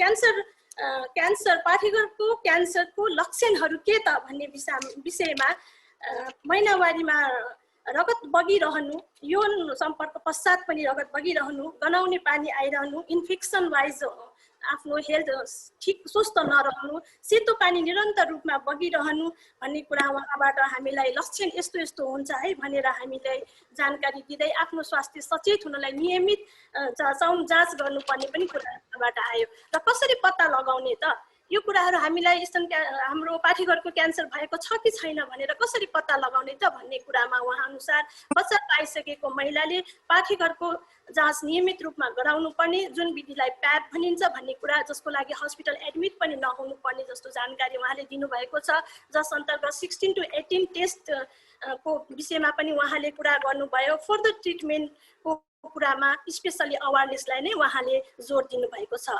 र कस्तो मान्छेले टेस्ट गर्ने भन्ने कुरा पनि आयो यो विषय अन्तर्गत, जसमा हाम्रो विवाहित महिलाहरू जसको बाल बच्चा भइसकेको छ उहाँहरूको हेल्थ नै मेन डेन्जरस क्राइटेरियामा रहने हुँदा म्यारिड वुमनले नै आफ्नो हेल्थ कन्सियस हुने र टेस्ट गर्नुपर्ने आवश्यकता कुराहरू आयो। जोखिमको कारण के त यो टपिकमा भन्ने कुरा आउँदाखेरि अर्ली एजमा नै हामी छिटो सानो उमेरमा नै बिहा गर्ने, आफ्नो त्यस अन्तर्गत सर्ट एजमा नै धेरै बच्चाहरू जन्माउने गर्दाखेरि हामीलाई यो प्रब्लम क्रिएट हुने, इन्क्रिज हुने भन्ने कुराहरू आयो। त्यस अन्तर्गत यसलाई कसरी जोगिने त भनेर हाम्रो बहिनी रेशमा बहिनीले गर्नुभएको क्वेसन वाइज उहाँको हाम्रो डाक्टर एलिजाको क्वेसन एन्सर थ्रु हामी अघि बढेका थियौँ, जस अन्तर्गत हामीले जोखिमबाट जोगिन के गर्ने त भन्ने कुरामा स्पेसल्ली उहाँको सजेसन अनुसार हामीले स्पेसल्ली आफ्नो हाइजिनमा नै ध्यान दिनुपर्छ, हाइजिन मेन्टेन गर्ने, जेनेटिकल्ली पनि हामी सचेत हुनु जरुरी छ, धुम्रपान मद्यपानको लतबाट हामी बस्नुपर्छ भन्ने कुराहरू पनि आयो। त्यस्तै गरी भ्याक्सिनको पनि कन्सेप्ट नयाँ, भ्याक्सिन पनि हामीले कस्तोलाई दिने भन्ने कुरा यहाँ आयो। यहाँ 9 to 13 एजको क्राइटेरियाका कुराहरू पनि यहाँ ल्याइयो हामीले, र उपचारको विधि हामीले उपचार गर्ने क्रममा के कसरी अघि बढ्नुपर्छ भन्दा यहाँ 1 to 4 स्टेजका कुराहरू पनि आए। हामी त्यसैको अन्तर्गत रहेर हामीलाई फर्स्ट स्टेजमा हामीले त्यति आफ्नो प्रब्लमलाई फिल गर्न नसके तापनि सेकेन्ड स्टेजमा हामी पुग्न साथ हामीले ओहो भनेर सचेत भएर हामी अघि बढ्नुपर्छ भन्ने कुरा उहाँले यहाँ राख्नुभयो। र नेपालमा हाराहारी 20,000 महिलामा 1,000 महिलालाई पाठेघरको क्यान्सर भएको भनेर एउटा डाटा वाइज प्रेजेन्टेसन पनि दिनुभएको छ, जसको लागि मलाई लाग्छ डाक्टर एलिजा हजुरको इन्फर्मेसनले पनि कतिपय त्यस्ता महिलाहरूलाई र अन्य महिलाहरूलाई समेत धेरै जानकारी, समस्याका समाधान, पहिचान र सल्युसनको कुराहरू पनि हामीले प्रत्यक्ष प्रसारण मार्फत दिन सक्यौँ जस्तो लाग्छ। हजुरलाई पनि धेरै धन्यवाद दिन चाहन्छु र अब हामी हाम्रो वुमेन कोअर्डिनेटर भोमा लिम्बुज्यूपट्टि जान चाहे। टाइम क्राइटेरिया मैले रुपी बहिनीको समय पनि मैले अलिकति लिनु पर्ला जस्तो लाग्यो, क्षमा पनि चाहँदै, किनभने भोमाज्यूको हाम्रो वुमेन कोअर्डिनेटर उहाँले जहिले पनि हाम्रो वुमेन भोइस रेज गर्नुहुन्छ, वुमेन इक्वालिटीका कुरा गर्नुहुन्छ। मैले त्यो मात्रै उहाँको पछि सुनेको थिएँ, तर मलाई लाग्छ उहाँ वुमेन हेल्थपट्टि पनि निकै कन्सियस हुनुहुन्छ। उहाँले हरेक कुराको बेसिस वाइज डाटा वाइज उहाँले हामीलाई धेरै प्रकारका जानकारीहरू दिनुभयो, जस अन्तर्गत मोर ओभर शिक्षाको नै कमीका कुराहरू आए। सानो एजमा बच्चा पाउँदाखेरि जुन टिन एजको कुराहरू कस्तो प्रब्लम हुन्छ, टिन एजमा बच्चा जन्माउँदाखेरि टिन एजको महिलाहरूलाई नानीहरूलाई कस्तो समस्या आउँछ, हेल्थ इस्युज भन्ने कुराहरू उहाँले एकदम डिपली सूक्ष्म रूपमा हरेक लेभललाई समेटेर आफ्नो data wise officially region wise data wise country wise नै हामीलाई रिप्रेजेन्ट गर्नुभएको छ, जसमा गरिबीका कुराहरू आए, प्रेग्नेन्सीका कुराहरू आए, बढी बच्चा पाउनेका कुराहरू आएर most of the important factor is that यो हो कि यसमा पनि कुरा आउँछ, ज्ञानका कुरा, सचेतनाका कुरा, जानकारी हामीले राख्नुपर्ने, आर्थिक अभावबाट हामीले जुझ्नु परेका समस्याहरू, जानकारीमूलक चेतना दिनुपर्ने कुराहरू, फ्यामिली सपोर्टका कुराहरू, सोसियल भाइलेन्सका कुराहरू, रेपका कुरा, ह्युमन ट्राफिकिङका कुराहरू उहाँले लिएर आउनुभयो, जस अन्तर्गत उहाँको सबै कुराहरूको कन्सिक्वेन्स परिणाममा हामी जाँदाखेरि बच्चा जन्माउन गाह्रो हुने, यसले प्रब्लम दिने विषयहरूमा बीपीका टेन्सनहरू, बीपी प्रब्लम आउने, इन्फेक्सन वाइज यङ बच्चाहरू प्रभावित हुँदै जाने, जसले एबर्सनका रेसियोमा पनि अप एन्ड डाउन भइरहने जस्ता कुराहरू आए। एचआइभीको इन्फेक्सन, विभिन्न डिजिजहरू आउने कुराहरू उहाँ मार्फत हामीले जान्यौँ। यस अन्तर्गत यस्तो सानो एजमा नै महिलाहरूले बच्चा जन्माएको खण्डमा बच्चाहरूको कम तौल भएको बच्चाहरू जन्माउने कुराहरू पनि यहाँ ल्याउनु भयो र कतिपय सोसियल भाइलेन्स हाम्रो फिल्ड अन्तर्गत पनि रिलेटेड हुने महिला हिंसा, डोमेस्टिक भाइलेन्स, वुमन भाइलेन्स अन्तर्गत हामीले कतिपय कुराहरू लुकाउँछौँ। हामीले हाम्रो कुराहरूलाई समाजमा नै पैसा दिएर या कुरा मिलाएर नेम फेम प्रेस्टिजको लागि हामीले हाम्रो घरभित्र नै समाजभित्र नै कुरा लुकाउँछ भनेर उहाँले हेल्थ इस्युमा बर्निङ इस्युज पनि प्लस गर्नुभएको छ, जसलाई म भुमाज्यूलाई पनि धेरै धेरै धन्यवाद दिन चाहन्छु। र विशेष गरी हाम्रो जुनु गुरुङजी कोरियाबाट हुनुहुन्छ, उहाँ लामो समयदेखि कोरियामा रहेर आफ्नो सामाजिक सेवा प्रदान गर्दै आउनुभएको छ र आज हाम्रो स्पेसली हेल्थ टपिक अन्तर्गत हामी हेल्थ वाइज जाने भए तापनि उहाँले कोरियामा आएका महिला श्रमिकहरूका विषयमा, कामदारहरूको विषयमा भोग्नु परेका समस्या, समाधान र चुनौतीका विषयलाई हेल्थसँग इक्वेल गरेर कम्बाइन गरेर जुन एउटा कुराहरू राख्नुभयो, जुनु गुरुङ हजुरको प्रेजेन्टेसनको लागि पनि म एकदम धन्यवाद दिन चाहन्छु। होइन सक्यो, उहाँले हाम्रो जुनुज्यू नै लास्ट हुनुहुन्छ, त्यसकारण थोरै मात्र मैले उहाँको कुरा समेट्नु चाहेँ। उहाँले स्पेसली महिला ओसार पसारका कुराहरूमा नेपालका दलाल र कोरियाका दलालहरूको चलखेलले जुन श्रमिकहरू स्पेसली महिलाहरूमा आउने मेन्टल्ली प्रब्लम का कुराहरू ल्याउनु भयो, जसले हेल्थ इस्युज मात्र मेन्टल्ली मात्र नदिएर डिप्रेसनमा जाने, कामको फ्यासिलिटी नहुने र जसले गर्दा कतिपय महिलाहरू सुसाइड गर्न बाध्य हुनुपर्ने भन्ने कुराहरू आए, सोल्युसनका पक्षहरू आए, इपिएस भिजा प्रणालीका कुराहरू आए, कोभिडका कुराहरू आए। यी सबै विषयवस्तुले मलाई लाग्छ आज धेरै हदसम्म हाम्रो कार्यक्रमको सान्दर्भिकता झल्काएको छ र मलाई लाग्छ तपाईहरू जस्तो विज्ञ म नभए तापनि तपाईहरूको आवाजलाई थोरै धेरै समेट्ने प्रयास गरेको छु। केही क्षमा भए माफी चाहन्छु। Thank you so much Reshma बहिनी, धन्यवाद। हजुर, थ्याङ्क यू भेरी मच। यास्मिनजीले सबै कुरा नै लगभग ब्रिफिङ गरिसक्नु भएको छ र अब चाहिँ हामी क्वेसन एन्ड आन्सर मोडमा छौँ, जुनमा प्रमिला श्रेष्ठज्यूले चाहिँ ह्यान्ड रेज गर्नुभएको छ। प्लिज प्रमिलाजी आफ्नो अनम्युट गरेर क्वेसन राख्न सक्नुहुन्छ। आफ्नो क्वेसन टाइप गर्नुभए पनि हुन्छ अथवा लेख्नुभयो भने yes yes you can ask a question.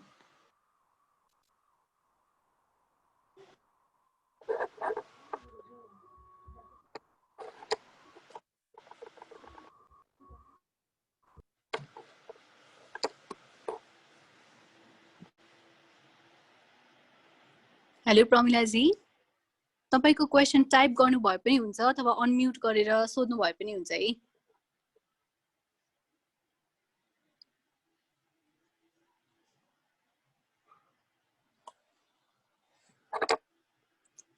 कोही पार्टिसिपेन्टहरू if you have any question भने चाहिँ सोध्नु होला, नभए चाहिँ हामी प्रोग्रामको एन्डतिर आइसकेको छौँ। अनफर्चुनेटली एउटा स्पिकरको चाहिँ हुन सकेन due to some connection problems. So if Pramila श्रेष्ठजी इफ क्वेसन छ भने सोध्न सक्नुहुन्छ, अथवा प्राइभेटमा पनि डक्टर एलिजा श्रेष्ठसँग इनबक्स गर्न सक्नुहुन्छ।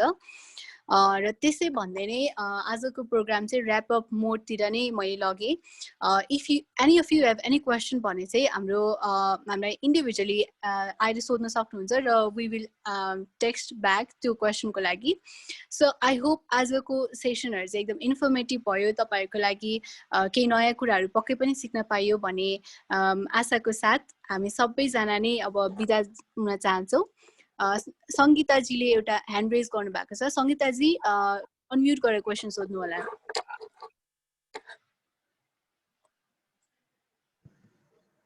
हेलो हजुर, नमस्ते सबैजनालाई, म सङ्गीता बोल्दैछु। हजुर, यो मेरो एउटा क्वेसन थियो, यो एचपिभी भ्याक्सिन छ नि जुन हामीले हजुरले भन्नुभयो यो 9 to 13 इयर्स, त्यसमा लगाएपछि हामीले यो लाइफ लङ लगाउनु पर्दैन हो? Doctor Eliza. हजुर, यो चाहिँ यसमा चाहिँ कस्तो छ भने खासमा यो भ्याक्सिन चाहिँ बच्चाहरूलाई एकचोटि लगाइसकेपछि त्यसपछि क्यान्सर लाग्दैन भन्ने छ। बेस्ट एज भनेको 12 to 13 इयर्स ओल्ड हो, तर रिकमेन्डेसन चाहिँ 9 to 26 पनि भनेर भनेको छ, 26 देखि 45 पनि भनेको छ। 9 to 13 अर्थात् बेस्ट एज भनेको 12 to 13 अनि 26 इयर्ससम्म पनि लाउन मिल्छ, र 26 देखि 45 सम्म पनि 45 इयर्ससम्म पनि मिल्छ भनेर भनेको छ। र जुन तपाईँको क्वेसन छ एकचोटि लगाएपछि लाउनु नपर्ने हो, यो सानो बच्चाहरूलाई स्कुल गोइङ बच्चाहरूलाई एकचोटि लगाएपछि फेरि पछि रिपिटेडली लाउनु पर्दैन। भनेपछि उसको लाइफ लङमै अब ऊ सेक्योर भनेर आफूले सम्झे हुन्छ। अहिलेसम्मलाई त्यस्तै छ, अहिलेसम्मलाई रिकमेन्डेसन त्यस्तै छ। अर्को एउटा क्वेसन, अब जस्तो हामी म्याच्योर मान्छे 44 इयर्सको मान्छेले यसलाई लाउने केही उ छैन, यो लाउन नमिल्ने भन्ने छैन, अहिले लाइरहेछ, नलाउने होइन, लाइ चाहिँ रहेछ, लाउँछन्। अब फिमेलहरू आउँछ ओपिडी हामीले पनि मतलब दिने गरेका छौँ, तर यसले कति काम गर्छ जिउमा, गर्छ गर्दैन, कति पर्सेन्टेज गर्छ, तपाईँलाई त्यो भ्याक्सिन लाएर तपाईँले एसपिभी सँग एक्सपोजर हुन्छ हुँदैन भनेर चाहिँ हुन्छ हुँदैन भन्ने क्वेसन स्टिल यो चाहिँ क्वेसन मार्कै छ, अझै क्लिनिकल ट्रायलमै छ। यसले प्रिभेन्ट गर्छ भन्ने चाहिँ अहिलेसम्म कन्फर्म भइसकेको छैन। ए हस्, थ्याङ्क यू, मेरो क्वेसनको एन्सर मैले पाएँ। हस्, थ्याङ्क यू। इफ क्वेसन छ भने we will take few more questions, छैन भने चाहिँ हाम्रो सेसन चाहिँ सकिनै सकेको छ है। सो सबैजनाले धैर्यको साथ सुनिदिनु भयो, धेरै धेरै धन्यवाद। साथै आजको सेसन यस वी हेभ भन्नुहोस् त, इफ कसैलाई क्वेसन छ भने अनम्युट गरेर सोध्न सक्नुहुन्छ। ऱ्याप अप गर्दै जाँदाखेरि क्वेसन एड भइरहेछ। हजुर भन्नुहोस् न।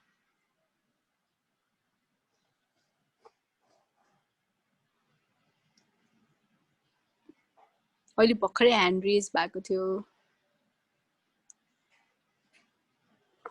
सो आई गेस केही छ भने चाहिँ हाम्रो प्यानलिस्टहरूलाई इन्डिभिजुअली नै मेसेज गरेर पनि सोध्न सक्नुहुन्छ।